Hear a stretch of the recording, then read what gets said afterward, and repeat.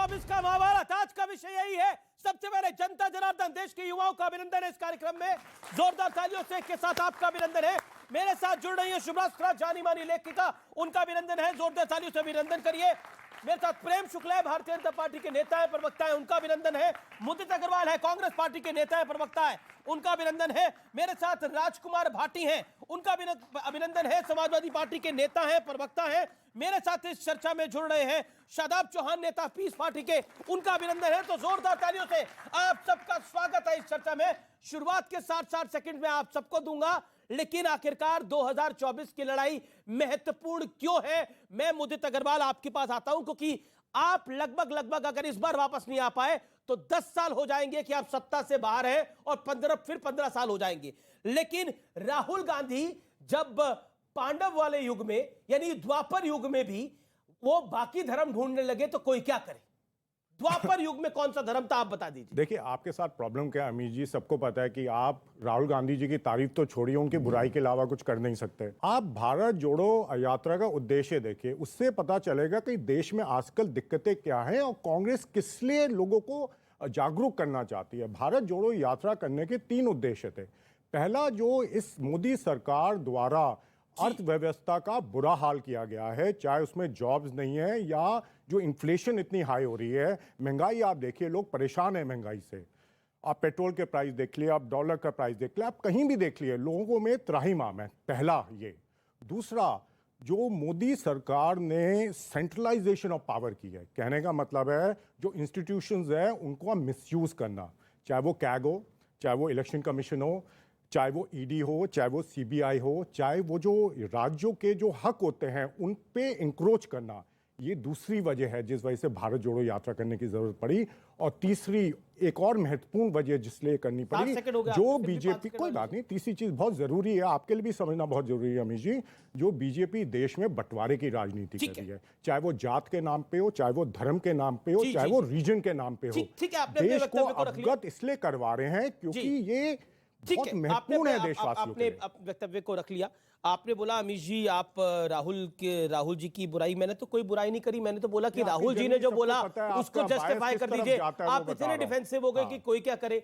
लेकिन जब आपको देखिए, मैं तो अपने आप को उस काबिल नहीं समझता कि आप मेरे पे भरोसा करें ना करें, क्योंकि आपके सर्टिफिकेट से तो हमारा काम चल नहीं रहा। वो जनता सर्टिफिकेट देती है, आप सर्टिफिकेट देते हैं, आप हमें रेटिंग देते हैं, आप हमें व्यूअरशिप देते हैं, तब हम चलते हैं। दूसरी बात, जो इस देश के सुप्रीम कोर्ट पे यकीन ना करे, जो इस देश के इलेक्शन कमीशन पे यकीन ना करे, जो अपने नेता पे यकीन ना करे, उनसे सर्टिफिकेट किस बात का भाई? जो अपने घर के लोगों को पे भरोसा नहीं करते। मैं रुक करता हूं आपका प्रेम शुक्ला जी। आप देखिए, आपने क्योंकि बड़ी बड़ी टिप्पणियां करी, इसलिए जवाब देना जरूरी था।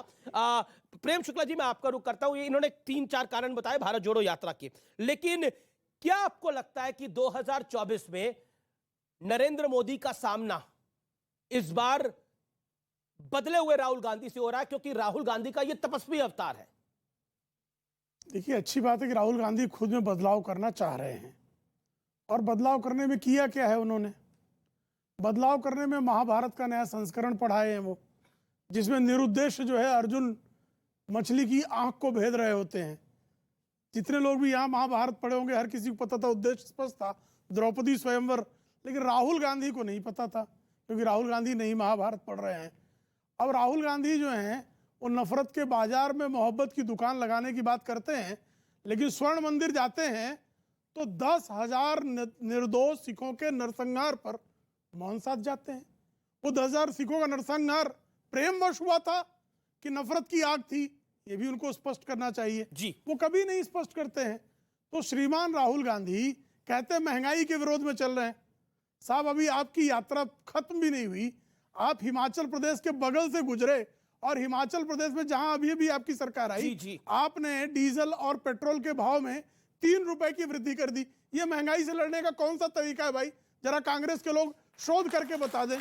जी जी जी, आपने अपना वक्त 1 मिनट का रखा। राजकुमार भाटी, आपके 60 सेकंड अब शुरू होते हैं।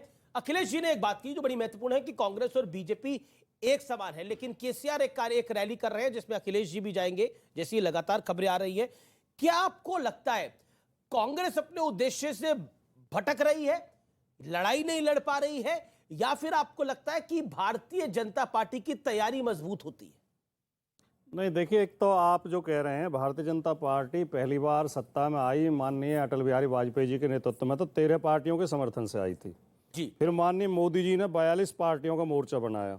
भारतीय जनता पार्टी आज तक भी इतनी हिम्मत नहीं जुटा पाई है वो अकेले चुनाव में जाने की हिम्मत करे, या भारतीय जनता पार्टी के लोग घोषणा कर दें कि हम अगला चुनाव अकेले लड़ेंगे, तो ये तो सवाल ही बेमानी हो जाता है। मोर्चे बनेंगे, दोनों तरफ मोर्चे बनेंगे। रही अब जो आपने कहा कि कांग्रेस के बारे में जो हमारे अध्यक्ष जी ने कहा, देखिए, अभी चुनाव की बिसात बिछनी शुरू हुई है। आगे कौन कौन सी गोटी कौन चलेगा, क्या क्या चालें चली जाएंगी, किस किस के मोर्चे बनेंगे, ये भविष्य में है। लेकिन राहुल गांधी जो यात्रा लेकर चल रहे हैं और उसमें जो वो बोल रहे हैं और जो उनका उद्देश्य है वो बहुत प्रशंसनीय है। हम उसकी प्रशंसा करते हैं, उसका समर्थन करते हैं। और कौरव पांडव की जहाँ तक बात है, आपने भी अपने शो का नाम महाभारत रखा है, 2024 का महाभारत। जब आप महाभारत और कुरुक्षेत्र लेकर आएंगे तो कौरव पांडव तो आएंगे ही, और कौरव वो माना जाएगा, कौरवों में दुर्योधन और दुशासन की चलती थी और किसी की नहीं चलती थी जी। और उन्होंने अपने जो विदुर और भीष्म पितामह थे, जो बुजुर्ग थे, उन्हें किनारे बैठा दिया था जी। उनकी सलाह नहीं लेते थे वो। जी, आपने 1 मिनट 9 सेकंड के करीब बोला। शुभराष्ट्र, आपका रुख करता हूं मैं। शुभराष्ट्र, एक as a common citizen of India, 2024 की जब हम बात करते हैं, अभी 1.25 साल 1.5 साल पड़ा हुआ है इस चुनाव के अंदर। उससे पहले इस देश के अंदर 9 महत्वपूर्ण चुनाव और हैं, 9 राज्यों के चुनाव और हैं। लेकिन राहुल गांधी का यह तपस्वी अवतार है, जिसमें उनको तपस्वी कहा जा रहा है, जिसमें कहा जा रहा है कि अब राहुल गांधी टी शर्ट पहन के जग फतेह कर सकते हैं, हिंदुस्तान फतेह कर सकते हैं। आमिश जी, एक तो भारत जोड़ो यात्रा पे चूंकि चर्चा चल रही है, तो मैं एक चीज कहना चाहती हूँ कि अपने शब्द विन्यास और व्यंजना में ही वो इतना दंभ और अहंकार से भरा शब्द है। क्योंकि जो कांग्रेस पार्टी भारत जोड़ो यात्रा शुरू होने के बाद कितने नेता वहां से टूट गए, तो वो पहले कांग्रेस जोड़ लेते, फिर भारत जोड़ने की बात करते। और भारत जुड़ा हुआ नहीं है, इसका ये परम ज्ञान ऐसे परम इंटेलेक्चुअल राहुल गांधी को किसने दिया? परम इंटेलेक्चुअल, क्योंकि मूर्ख बोलने पे समस्या है लोगों को, तो मैं उनको परम इंटेलेक्चुअल ही बोलती हूँ। बहुत इंटेलेक्चुअल व्यक्ति हैं वो। मैं जानना चाहती हूँ कि वो ये ज्ञान उनको किसने दिया कि भारत के जितने यूनियन टेरिटरीज और स्टेट्स हैं वो कहीं से जुड़े हुए नहीं हैं। तो ये जो शब्द व्यंजना है, विन्यास है, इसके पीछे गहरी राजनीतिक साजिश है, जिसका शायद राहुल गांधी इतने भोले हैं कि उनको पता नहीं चल पा रहा है कि उनके साथ क्या किया जा रहा है। इश्यूज की बात करते हैं, मोदी जी कह रहे हैं कि ये जो इश्यूज राहुल गांधी उठा रहे हैं वो महंगाई के हैं। वो महंगाई के इश्यूज नहीं है। अगर महंगाई के इश्यूज होते, युवाओं के बेरोजगार के इश्यूज होते, तो शायद राहुल गांधी को जन समर्थन मिल रहा होता। लेकिन वो इशू उठा रहे हैं कौरवों पांडवों की, वो इशू उठा रहे हैं तपस्वी और पुजारियों की, धर्म के बीच में फाक लाने का प्रयास कर रहे हैं। अच्छा, ये बताइए, पांडवों के साथ 5000 साल पहले सनातन धर्म के अलावा कौन सा धर्म था? आपके पास जवाब है तो बताइए। देखिए, सबसे पहले सवाल राहुल जी ने पूछा था, बताइए जवाब। अगर आप पहले देखें कौरव पांडव में, आप ये देख लीजिए कौरव किसे कहते हैं। जैसे उन्होंने कहा, मैं तो पूछता हूं पांडवों के साथ कौन सा धर्म था? जब आप सुनना नहीं बोला ना, चाहते, राहुल जी ने बोला पांडवों के साथ धर्म चल रहे थे कई सारे। पांडवों के साथ 5000 साल पहले कौन सा धर्म था बताइए। अलग अलग हिंदुस्तान में अलग अलग शाखाएं धर्मों की हमेशा रही हैं। पांडवों के साथ नहीं पता? सारी अलग अलग शाखाएं रही हैं धर्मों की, अलग अलग सेक्ट रहे हैं धर्मों के, ये तो सबको पता है। एक वो जीवन शैली होती थी रहने की, सबकी अलग अलग जीवन शैली होती थी, सब अलग अलग धर्मों को पूछते थे, अलग अलग भगवानों को पूछते थे। ये सारे तो हमेशा से रहा है। आपको शायद मालूम नहीं है ये सारा। तो अलग अलग पद्धति होती थी ना रहने की। उसको आप धर्मी तो कहते थे, और क्या कहते थे? उसकी आप कैसे व्याख्या कर सके, ये आपके ऊपर है, पहली बात। दूसरी, देखिए, मेन उद्देश्य आप समझ लीजिए, पांडव कौन है? पांडव वो हैं जो आजकल देश के ऊपर अतिक्रमण कर रहे हैं। कैसे अतिक्रमण कर रहे हैं? लोगों के ऊपर अतिक्रमण कर रहे हैं। कौन सा अतिक्रमण कर रहे हैं? लोगों को बांट रहे हैं आपस में। अतिक्रमण कर रहे हैं? नहीं, कौरव जो हैं आजकल, जो आज वाले कौरव जो हैं, जो आज के कौरव हैं। क्या बोलेंगे? राहुल गांधी ऐसी बात बोल के चले गए, कैसे डिफेंड कर सकते?